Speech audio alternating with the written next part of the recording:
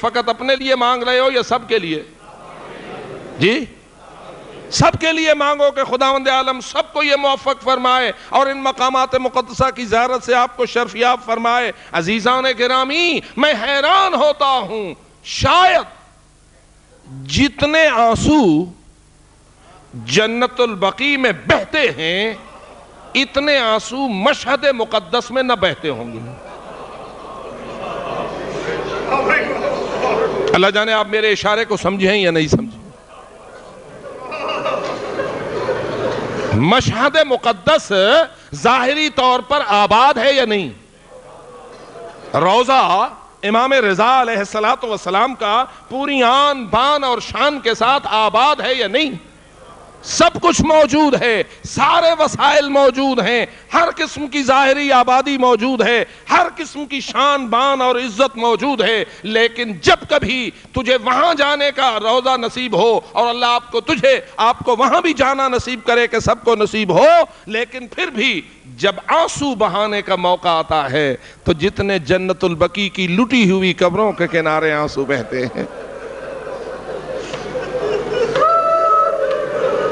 اتنے اس آباد مزار امام علی رضا علیہ السلام پہ نہیں بہتے ہیں۔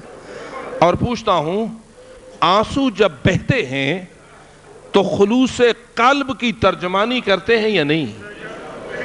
جی جس دل میں خلوص ہوتا ہے تو آنسو بہتا ہے، اگر دل میں خلوص نہ ہو تو آنکھ خیرات پیش نہیں کرتی۔ آنکھ ایسی شے نہیں ہے کہ یہ بناوٹ پہ رونے لگ جائے، ایسی شے نہیں ہے کہ یہ تصنع سے رونے لگ جائے، یہ کوئی فلمی اور ڈرامے کے آنسو نہیں ہوتے ہیں، یہ غم مظلوم کے آنسو ہوتے ہیں، یہ غم معصوم کے آنسو ہوا کرتے ہیں، اور ان آنسوؤں میں خلوص موجود ہوتا ہے، اور یہ خلوص بتاتا ہے کہ تو اے دشمن یہ سمجھتا ہے کہ یہ روزے گراؤں گا تو صاحبان روزہ کا مشن ختم ہو جائے گا۔ تیرے گرانے والے ختم ہو گئے، آج ان کا کوئی نام نہیں ہے، جن کے کہنے پہ تو نے اپنے مکتب کی بنیاد ڈالی تھی، آج وہ خود تجھے کہتے ہیں مٹا اپنے مکتب کو۔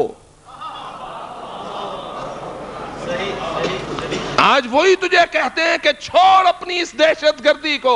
آج تو فتوے دلوا رہا ہے، اپنے علماء کو جمع کر رہا ہے، مفتیوں سے قراردادیں پاس ہو رہی ہیں کہ کسی کو کافر نہ کہو۔ کل تم نے کافر کہہ کے مزار گرائے تھے، آج خود تمہارے فتووں کا واپس کرنا دلیل ہے حق وہ نہ تھا، حق یہ ہے۔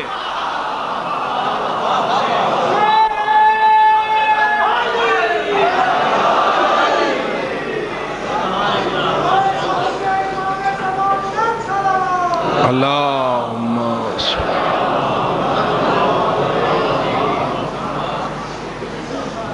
تجھے بھول گئی تھی رسول اکرم کی یہ حدیث مبارکہ، تجھے پسے پشت پھینک دی تھی رسول اکرم کی یہ ارشادات مبارک۔ الا ومن مات علی حب آل محمد جعل اللہ قبرہ مزارا لملائکۃ الرحمہ، جو حب آل محمد اپنے سینے میں لے کے فوت ہوتا ہے، اللہ اس کی قبر کو اپنی رحمت کے ملائکہ کے لیے مقام زیارت بنا دیتا ہے۔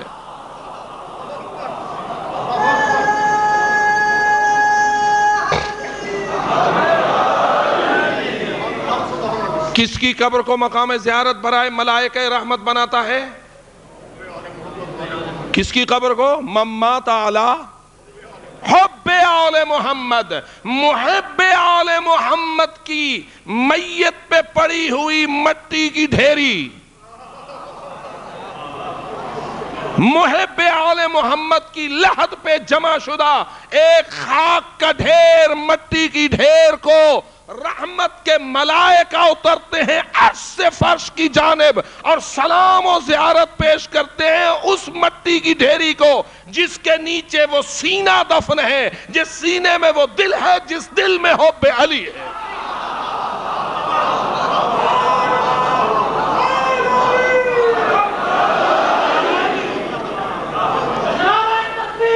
اللہ اکبر، یا رسول اللہ، یا علی۔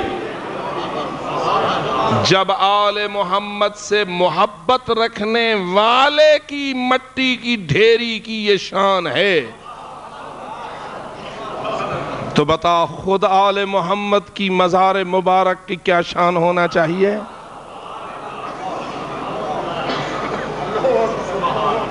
تیری آنکھیں دیکھتی نہیں ملائکہ کو اس لیے اندھا ہے تو ہو جا. اصل یہ ہے جس کا دل اندھا نہیں وہی مومن ہے.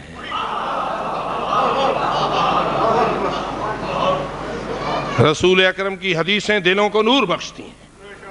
پاک پیغمبر کے ارشادات دلوں کو منور کرتے ہیں.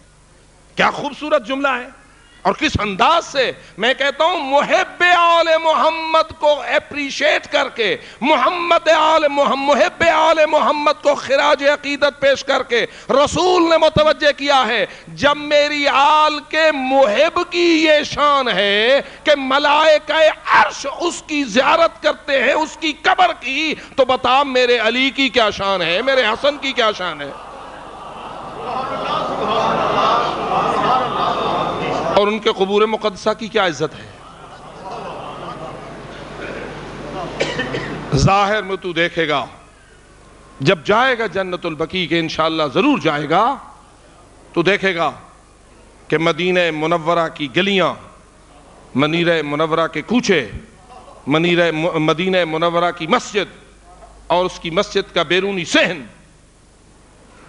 بجلیوں سے جگمگ کر رہا ہوگا لیکن درمیان میں دیوار جنت البقیع کے اندر کا سارا حصہ ظلمت تاریکی اور اندھیرے میں ڈوبا ہوا ہوگا.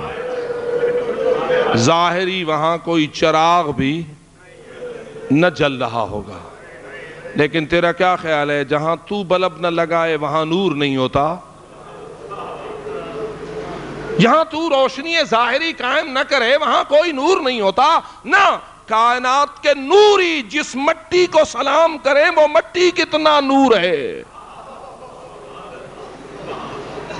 ہاں کئی نور ایسے ہیں جسے تیری آنکھیں دیکھتی ہیں کئی نور ایسے ہیں جسے تیرے دل دیکھتے ہیں بشرطے کہ دل میں دیکھنے کی صلاحیت موجود ہو.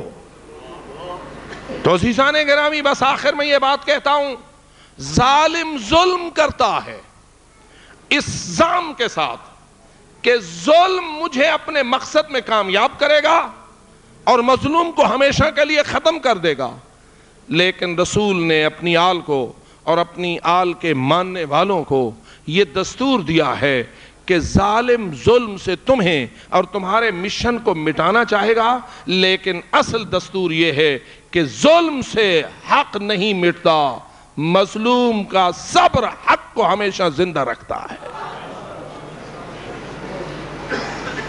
آپ آزادار ہیں دور حاضر انتہائی نازک ہے لوگوں کو گمراہ کرنے والے اور چالیں چلنے والے ہزاروں تعداد میں موجود ہیں اور وہ تیرے ذہن کو ورغلانے اور تجھے راہ راست سے منحرف کرنے کے لیے ہر روز ایک نئی چال چلتے ہیں ہر روز ایک نئی چال ہے اور شیطان ہے جو چالوں والا. کبھی کبھی سوچتا ہوں شیطان ان تھک ہے یا تھک جاتا ہے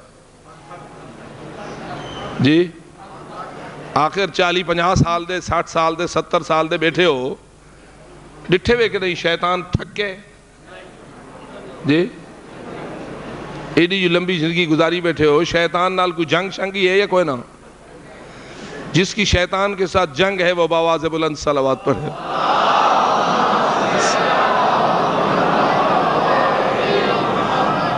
اس لیے میں فقط اتنا آپ سے اپیل کرنا چاہوں گا کہ دور حاضر کی نزاکت کو سمجھیے صبر و استقامت کی پالیسی پہ غور کیجئے اور جائزہ رکھیے اس بات